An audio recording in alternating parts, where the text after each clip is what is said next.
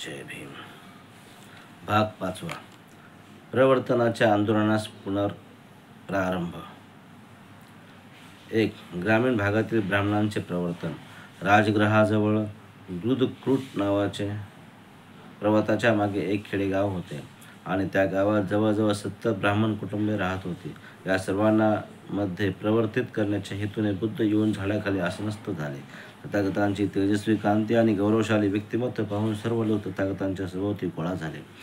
तेव्हा तथागतांनी ब्राह्मणांना विचारले की ते किती काळ या पर्वताच्या जवळ वास्तव्य करीत आहेत आणि त्यांचा कोणता व्यवसाय आहे. यावर त्यांनी उत्तर दिले, गेल्या 30 पिढ्या आम्ही येथे राहत आहोत आणि गुरेढोरे आणि शेळ्या मेंढ्या यांचे पालन करीत असतो.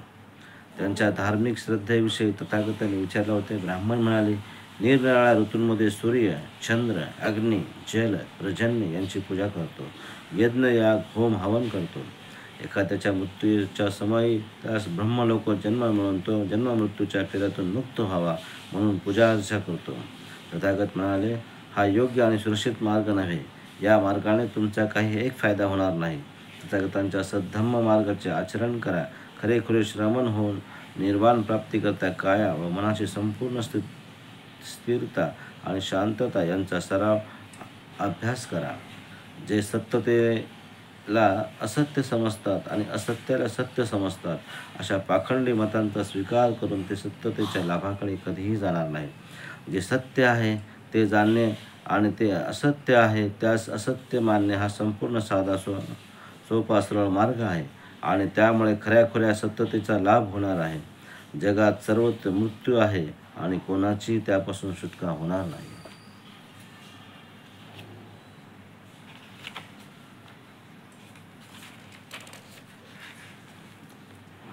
ज्याचा मृत्यू नाही असा कोणीही जन्माला येऊ शकत नाही. ही बाब सर्व स्तरावरील सर्वच प्राणीमात्रांच्या बाबतीत जाणून घेऊन जन्ममृत्यूच्या बंधनातून मुक्ततेची कामना करून स्वतःला धार्मिक सत्यतेच्या अभ्यासात कार्यरत करा. सत्य ब्राह्मणांनी हा समोपदेश ऐकल्यानंतर त्या सर्वांनी एकाच वेळेस श्रमण होण्याची मनोकामना व्यक्त केली आणि तथागतांनी त्यांचे स्वागत केल्यावर, त्यांना स्वीकारल्यावर, अनुमती दिल्यावर आणि त्यांचे केश व पण मुंडन करण्यात आले आणि त्यांना तथागतांच्या खऱ्याखुऱ्या शिष्याप्रमाणे सादर करण्यात आले. ते सर्व श्रमण विहाराच्या दिशेने निघाले. वाटेत त्यांना आपल्या परिवाराविषयी, आपल्या बायका मुलांविषयीचे विचार मनात सतावू लागले. त्याच वेळेस जोरात पाऊस आल्यामुळे ते पुढे जाऊ शकले नाहीत. रस्त्याच्या कडेला सुमारे 10 घरे होते. त्यामध्ये त्यांनी थांबण्याचा प्रयत्न केला. एका घरात प्रवेश करताच घराच्या छतामधून पाऊस गळत आहे आणि त्या पावसाच्या पाण्यापासून स्वतःला वाचवणे शक्य नाही त्यांनी पाहिले. तेव्हा तथागत म्हणाले, ज्याप्रमाणे घराचे छत व्यवस्थित साकारले नसले तर पावसाचे पाणी घरात गळते आणि भिंतीमध्ये झिरपून भिंती कमकुवत होतात, त्याचप्रमाणे ज्यावेळेस आपल्या विचारांवर आपले व्यवस्थित काळजीपूर्वक नियंत्रण नसते तेव्हा कामवासना, दुष्ट विचार मनात घुसतात आणि आपल्या कुशल चांगल्या संकल्पनांना पोखरून काढतात. परंतु जेव्हा छप्पर मजबूत आणि व्यवस्थित साकारलेले असते त्यावेळेस पावसाचे पाणी गळत नाही.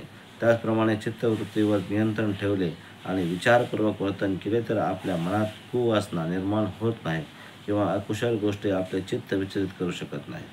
हे ऐकून त्या सत्य पूर्वश्रमीच्या ब्राह्मणांना आपल्या अकुशल भावना, कुवासना दोषास्पद आहेत याबद्दल जरी खात्री झाली तरी ते संपूर्ण संशयमुक्त झाले नव्हते आणि असे असून सुद्धा ते पुढे चालू लागले. पुढे चालत असताना एक सुगंधित वस्तूंचे पुडके वेष्टन पडलेले त्यांनी पाहिले. तात्काळ तथागतांनी त्यांचे लक्ष त्याकडे वेधण्याची सुसंधी घेतली. थोडे अधिक चालल्यावर जवळच एक माशाचे आतडे पडलेले दिसले.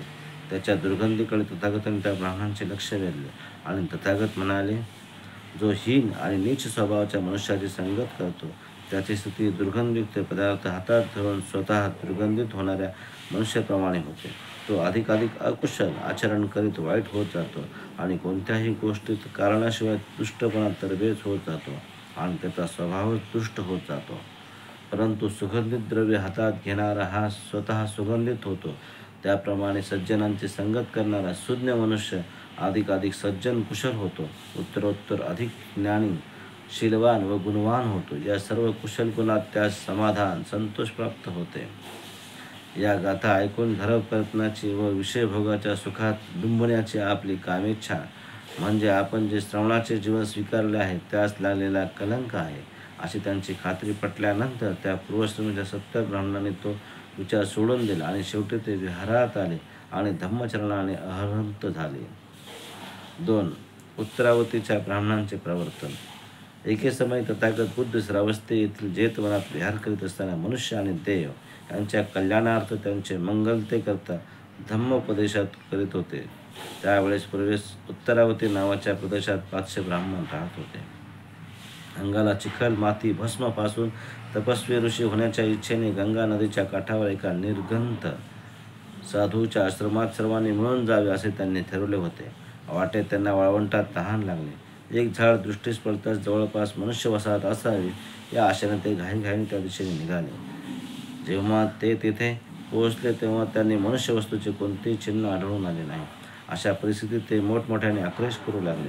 अकस्मात त्यांना झाडावर राहत असलेल्या एका यक्षाचा आवाज ऐकू आला.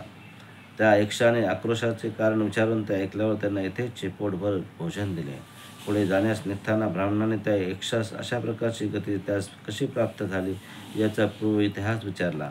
त्यावर त्याने सांगितले की ज्यावेळेस अनाथपिंड सुदत्त आणि तथागत बुद्धांना जेतवन अर्पण केले त्यावेळेस तेथे जन्मलेल्या भिक्खूंच्या संघात जाऊन तो रात्रभर धम्मप्रवचन ऐकत बसला आणि परत जाताना त्याचा पाण्याचा प्याला पाण्याने भरून भिक्खूंना दान केला. दुसऱ्या दिवशी सकाळी घरी परतल्यावर आपणास काय त्रास झाला म्हणून आपण घराबाहेर रात्रभर राहिलात असे त्याच्या पत्नीने त्यास रागाने विचारले. तेव्हा तो म्हणाला, मला कसलाही त्रास झालेला नाही, परंतु जेतवनात तथागत बुद्धांचे धम्मप्रवचन ऐकण्यासाठी मी गेलो होतो. तेव्हा त्याच्या पत्नीने तथागतांना शिव्याशाप देण्यास सुरुवात केली व ती म्हणाली, हा गौतम म्हणजे लोकांची फसवणूक करणारा एक वेळा धर्मोपदेशक आहे. तेव्हा माझ्या पत्नीच्या म्हणण्याला मी विरोध केला नाही. उलट मी तिच्या म्हणण्यासमोर माझी मान झुकवली आणि माझी स्थिती झाली. असत्य वाचेस विरोध न केल्यामुळे माझ्या भित्रेपणामुळे मला त्या झाडावर डांबून ठेवण्यात आले आहे. आणि त्यानंतर त्याने पुढील अर्थाची गाथा म्हटली. यज्ञ या कर्मकांड इत्यादी क्रियाकर्म हे दुःखाचे उगमस्थान आहे आणि ते रात्रंदिवस व्हावे लागणारे, सहन करावे लागणारे चिंतेचे ओझे आहे. दुःखमुक्तीकरता आणि शारीरिक धातूंच्या निर्मूलनासाठी मनुष्याने धर्माचे आचरण करून धर्माच्या भौतिक नियमांपासून आपली सुटका करून घ्यावी. हे ऐकल्यावर त्या सर्व 500 ब्राह्मणांनी श्रावस्तीत तथागत बुद्धांकडे जाण्याचे ठरवले. आपल्या भेटीचा उद्देश तथागतांना सांगितल्यावर जगद्वंद्व तथागत बुद्ध त्यांना म्हणाले, मनुष्याने जरी केसांच्या जटा वाढविल्या आणि तो नग्न राहू लागला किंवा त्याने शरीरावर फक्त काही झाडांची पाने किंवा वल्कले धारण केली व जरी त्याने सर्वांगाला चिखल माती फासली किंवा तो खडबडीत दगडांवर झुपू लागला तरी अकुशल दुर्विचारांपासून मुक्त होण्याच्या दृष्टीने त्याचा काय उपयोग होणार आहे. जो कलह करीत बसत नाही किंवा हत्या हिंसा करीत नाही किंवा अग्नीने इतरांना जाळून त्यांचा नाश करीत नाही, जो सगळ्या जगाविषयी मंगल कामना करतो, मंगल मैत्री करतो, अशा प्रकारच्या मनुष्याच्या मनात द्वेष किंवा तिरस्कार निर्माण होण्यास कोणतेच कारण नसते. पुण्यप्राप्तीकरता जो अतृप्त प्रेत लोकांच्या संतुष्टीकरिता बळी देतो किंवा परलोकी सुखाच्या फलप्राप्तीची अपेक्षा करतो त्यास मिळणारे सुख हे जो कुशल सत्पुरुषाचा आदर करतो त्यास मिळणाऱ्या सुखाच्या 1/4 नसते. जो सदाचरणाविषयी तत्पर असतो आणि इतरांचा मान राखतो व वयोवृद्धांविषयी आदर बाळगतो त्यास सौंदर्य, सामर्थ्य, आयुष्य आणि शांती या 4 सुखांची प्राप्ती होते. आपल्या पतीकडून हे ऐकल्यावर त्याच्या पत्नीचे भांडण मिटवले आणि ती शांत झाली. भाग 6. कनिष्ठ आणि सर्वसामान्य जनांचे प्रवर्तन. 1. उपाली नाभिकाचे प्रवर्तन. कपिलवस्तू नगरीस परत जात असताना उपाली विचार करू लागला, शाक्य भयंकर लोक आहेत. या अलंकारासह मी एकटाच परत गेलो तर मी माझ्या सोबती मित्रांना ठार करून त्यांचे दागदागिने अलंकार घेऊन पळून आलो असे समजून ते मला ठार मारतील. मी शाक्य कुळातील हे सर्व युवक ज्या मार्गाने गेले त्या मार्गाने का जाऊ नये? खरोखरच मी का जाऊ नये? उपाली नाभिकाने स्वतःलाच प्रश्न विचारला आणि त्या अलंकाराची गाठोडी पाठीवरून खाली उतरून त्याने ते एका झाडाला टांगून तो म्हणाला, ज्यासे सापडेल त्याने ते भेट म्हणून स्वीकारून घेऊन जावे. आणि तो शाक्य तरुणांच्या मागोमाग जाण्याकरता परत मागे फिरला. शाक्य युवकांनी त्यास दुरूनच पाहिले आणि ते त्यास म्हणाले, उपाली, तू का परत आलास? तेव्हा त्याने काय विचार केला हे शाक्य युवकांना सांगितले. त्यावर ते म्हणाले, उपाली, तू परत गेला नाहीस हे बरे केलेस, कारण शाक्य हे भयंकर लोक आहेत आणि त्यांनी तुला ठार केले असते. आणि तेथे तथागत बुद्ध होते. त्या ठिकाणी त्यांनी उपाली नाविकास बरोबर घेऊन गेले. तेथे पोहोचल्यावर त्यांनी तथागतांना वंदन केले आणि ते एका बाजूला जाऊन बसले आणि नंतर तथागतास म्हणाले, आम्ही शाक्य गर्विष्ठ आहोत आणि हा उपाली नाभिक पुष्कळ दिवसापासून आमची सेवा करीत आहे. तथागतांनी आमच्या अगोदर त्यास आपल्या भिक्खू संघात प्रवेश द्यावा, म्हणजे आम्ही त्यास योग्य तो आदर आणि मान देऊ आणि आमच्यातील ज्येष्ठ म्हणून त्यास हात जोडून वंदन करू, म्हणजे आमच्यातील शाक्य कुलांच्या अहंकाराचा गर्वाचा नाश होईल. तेव्हा तथागताने सर्वप्रथम उपाली नाभिकास प्रवज्जा देऊन भिक्खू संघात प्रवेश दिला आणि त्यानंतर शाक्य कुळातील तरुणांना भिक्खू संघाची दीक्षा दिली.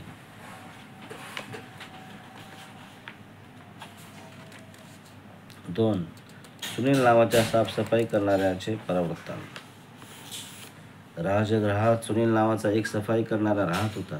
लोकांनी रस्त्यावर टाकलेला केर कचरा व घाण काढणारा झाडूवाला सफाई कामगार म्हणून तो काम करून आपला उदरनिर्वाह करत असे. एके दिवशी पहाटे तथागत उठून चिवर धारण करून अनेक भिक्खूंसह अन्नदान स्वीकारण्याकरिता राजगृहात याचिका करू लागले. यावेळेस सुनील रस्ता झाडीत कचऱ्यांचे व घाणीचे ढीग गोळा करीत व टोपलीत भरून हातगाडीवर टाकून ओढून नेत असे. आणि ज्यावेळेस सुनीलने तथागतांना आणि मागोमाग चालणाऱ्या भिक्खूगणांना येताना पाहिले, त्यावेळेस त्याचे अंतःकरण आनंदाने भरून आले, परंतु त्यास भीतीही वाटली. स्वतःस लपवून ठेवण्यास जागा न सापडल्यामुळे त्याने आपल्या गाडीचे जोखड भिंतीच्या एका वाकणावर ठेवले व भिंतीला चिकटून उभा राहिला आणि त्याने तथागतांना हात जोडून वंदन केले. त्याचा जवळ आल्यावर तथागत आपले दिव्य मधुर वाणीने त्यास म्हणाले, अशा दुःखित जीवन जगण्यातून कोणता लाभ तू मिळवणार आहेस? गृहत्याग करून तू भिक्खू संघात येतोस का? आणि अमृत वर्षावाचा आनंद अनुभवित सुनीत म्हणाला, तथागतांसारखे महान उच्च पदस्थ प्राप्त केलेले महापुरुष संघात आहेत, तर मी संघात का जाऊ नये? तथागतांनी कृपा करून मला संघात दाखल करून घ्यावे. तेव्हा तथागत म्हणाले, यही भिक्कावे भिक्खुनो या. आणि या सुत्त उच्चारणानंतर सुनीतला उपसंपदा आणि स्वीकारार्हता मिळाली. त्यास चिवर आणि अन्नपात्र देण्यात आले. तथागतांनी त्यास विहारात नेऊन धम्म आणि विनय यांचे शिकवण दिले आणि तथागत म्हणाले, शिलाचरणी शिस्तबद्ध जीवन, स्वयंप्रभुत्व, संयम यामुळे मनुष्य परिशुद्ध होतो. सुनीत इतका महान थोर मनुष्य कसा झाला हे विचारले असता तथागत बुद्ध म्हणाले, राजमार्गावर टाकलेल्या उकिरड्यावर ज्याप्रमाणे लिलीचे फूल उमलावे, चिखलाच्या डबक्यात सुगंधित व सुंदर कमलपुष्प उमलावे, त्याप्रमाणे अंतर्दृष्टी नसलेल्या या शूद्र प्राण्याच्या आंधळ्या जगात बुद्धपुत्र आपल्या प्रज्ञेने प्रकाशमान होतात. 3. सोपाक आणि सुप्पिय या अस्पृश्यांचे प्रवर्तन. सोपाक हा श्रावस्तीमधील एक अस्पृश्य होता. त्याच्या जन्माच्या वेळेस त्याची आई बराच वेळ प्रसूती वेदनेमुळे विशुद्ध होऊन पडली होती. त्यावेळेस तिच्या पतीस व नातेवाईकास वाटले की ती मरण पावली आहे. त्यांनी सोपाकाच्या आईस स्मशानभूमीत नेले आणि तिचे प्रेत जाळण्याची तयारी केली, परंतु वारा आणि पाऊस यांच्यामुळे स्मशानातील लाकडांनी पेट घेतला नाही, म्हणून ते सर्वजण सोपाकाच्या आईस चितेवर ठेवून निघून गेले. सोपाकाची आई त्यावेळेस मरण पावली नव्हती. ती नंतर मरण पावली. मृत्यूपूर्वी तिने मुलाला जन्म दिला. स्मशानाच्या पहारेकराने त्या मुलास दत्तक घेतले आणि सुप्पिय नावाच्या स्वतःच्या मुलासोबत त्याचे पालनपोषण केले. त्या मुलाच्या आईच्या समाजाचे गोत्राचे जातीचे नाव होते सोपाक, म्हणून तो याच नावाने पुढे ओळखला जाऊ लागला. एके समयी तथागत बुद्ध त्या स्मशानाजवळून जात होते. तथागतांना पाहून सोपाक समोर आला व तथागतांना वंदन करून शिष्य म्हणून तथागतांच्या सोबत येण्याची अनुज्ञा मागितली. सोपाक त्यावेळेस फक्त 7 वर्षाचा होता, म्हणून तथागतांनी त्यास वडिलांची संमती मिळवण्यास सांगितले. सोपाक आपल्या वडिलांकडे गेला आणि त्यांना घेऊन आला. वडिलांनी तथागतांना वंदन केले आणि आपल्या मुलास तथागताच्या संघात घेण्याविषयी विनंती केली. सोपाक जरी अस्पृश्य होता तरीही तथागतांनी भिक्खू संघात त्यास प्रवेश दिला आणि सद्धम्म विनय यांची शिकवण दिली. काही काळानंतर धम्मचरणाने सोपाक एक स्थविर महाथेरो झाले. सुप्पिय आणि सोपाक लहानपणापासून एकत्र वाढलेले होते आणि सोपाकाला सुप्पियांच्याच वडिलांनी दत्तक घेऊन पालनपोषण केल्यामुळे सुप्पिय आपला सोबती व भाऊ सोपाक यांच्याकडून तथागतांचा धम्म व धम्माचे विनय शिकला. आणि जरी सोपाक हा सुप्पियांच्या जातीपेक्षा हलक्या जातीचा होता, तरी सुप्पियाने सोपाकाला आपणास प्रवज्जा देऊन संघात घेण्याची विनंती केली. सोपाकाने ते मान्य केले आणि स्मशानातील पहारेकरी, हीन दर्जाच्या जातीतील सुप्रिय हा एक महातेर भिक्खू झाला.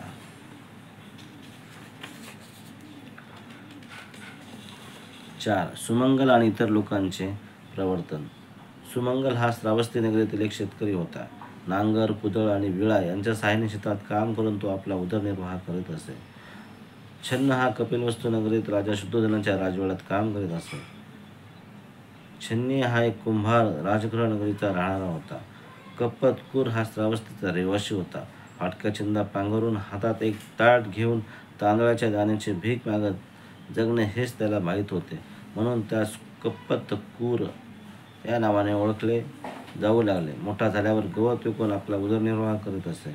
या सर्वांनी तथागत बुद्धांकडे भिक्खू होण्याची आणि तथागतांच्या संघात दाखल होण्याची अनुज्ञा मागितली.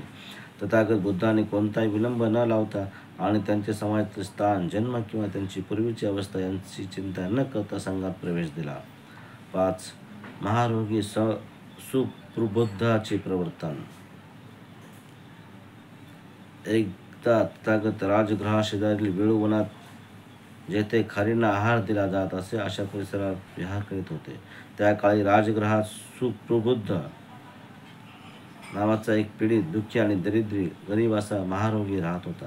एके श्रीमयी एका मोठ्या जनसमुदायाला तथागत धम्मोपदेश करीत होते. महारोगी सुप्रबुद्धाने तो जनसमुदाय दुरूनच पाहिला आणि तो विचार करू लागला की त्या ठिकाणी पलीकडच्या बाजूस कसे का असेना अन्नदान केले जात आहे. जर का मी पलीकडे जमलेल्या लोकात गेलो तर मला देखील थोडेफार बरे वाईट अन्न खायला मिळेल. म्हणून महारोगी सुप्रबुद्ध त्या लोकात गेला आणि धम्मोपदेश करीत असलेल्या तथागतांनी त्या प्रचंड जनसमुदायात पाहिले. तथागतांना पाहून त्याच्या मनात विचार आला, नाही, या ठिकाणी भिक्षा वाढली जात नाही. श्रमण गौतम या लोकांना धम्माचा उपदेश करीत आहे. मी त्यांचा धम्मोपदेश ऐकला तर काय होईल. म्हणून एका बाजूला बसून तो विचार करू लागला, मी सुद्धा धम्मोपदेश ऐकेन. त्या संपूर्ण जनसमूहाचे विचार आपल्या विचारशक्तीने जाणणारे तथागत विचार करू लागले, तेथे उपस्थित असलेल्यांपैकी सत्य आकलन करण्यास कोण समर्थ असेल. नंतर त्या जनसमुदायात बसलेल्या सुप्रबुद्ध महारोगी तथागतांनी पाहिले आणि त्याचबरोबर तथागतांनी जाणले की हा सुप्रबुद्धच सत्याचे आकलन करू शकेल. म्हणून महारोगी सुप्रबुद्धांसाठी तथागतांनी धम्मप्रवचन दिले. भोजनदान, कुशल जीवन आणि प्रमुख सुखी जीवन याविषयी धम्मोपदेश केला. तथागतांनी विषय लोलुपता, यामधील क्षुद्रता आणि दुष्टपणा स्पष्ट करून सांगितला आणि वासनांपासून मुक्ती झाल्यावर होणाऱ्या लाभाची माहिती सांगितली. महारोगी सुप्रबुद्धाचे अंतःकरण मृदू, लवचिक, बंधमुक्त, प्रमुदित आणि श्रद्धापूर्ण झाल्याचे तथागतांनी जाणल्यावर बुद्धांनी सुप्रबुद्धांना सर्वश्रेष्ठ धम्म सांगितला. दुःख, दुःखाचे कारण, दुःख निरोध आणि दुःख निरोधाचा मार्ग. निष्कलंक, कोणताही डाग नसलेले पांढरे शुभ्र वस्त्र ज्याप्रमाणे कोणताही रंग धारण करण्यास तयार असते, त्याप्रमाणे महारोगी सुप्रबुद्धाच्या अंतःकरणात ज्यास आरंभ आहे त्यास अंत देखील असलाच पाहिजे. या सत्यतेची शुद्ध आणि निष्कलंक अनुभूती सुप्रबुद्ध ज्या ठिकाणी बसले होते त्याच ठिकाणी झाली. सुप्रबुद्धांनी सत्य जाणले, ते सत्याप्रत पोहोचले. त्यांना सत्याचे ज्ञान झाले, ते सत्यात निमग्न एकरूप झाले. सुप्रबुद्ध संदेहाच्या पलीकडे गेले, संदेहमुक्त झाले. त्यांच्यामध्ये विश्वास निर्माण झाला आणि यापुढे काहीही जाण्याची आवश्यकता उरली नसल्यामुळे आणि तथागतांचा संपूर्ण धम्मोपदेश ग्रहण केल्यामुळे सुप्रबुद्ध आपल्या जागेवरून उठले आणि तथागतांच्या सान्निध्यात जाऊन एका बाजूस बसले. अशा प्रकारे बसल्यानंतर सुप्रबुद्ध तथागतांना म्हणाले, सर्वोत्तम हे तथागत, ज्याप्रमाणे पतिताला वर उचलावे, एखादी गोष्ट दडलेली गुह्य आहे ती शोधून काढावी, मार्ग हरवून एखादा कंगारून गेला आहे त्यास मार्ग दाखवावा आणि ज्यांना पाहण्याची इच्छा आहे त्यांना स्वरूप पाहता येतील असे म्हणून अंधारात प्रकाश दाखवावा, त्याप्रमाणे तथागतांनी निरनिराळ्या पद्धतीने सत्यतेचे स्पष्टीकरण केले आहे. मी देखील बुद्ध, धम्म आणि संघ यांना शरण आलो आहे.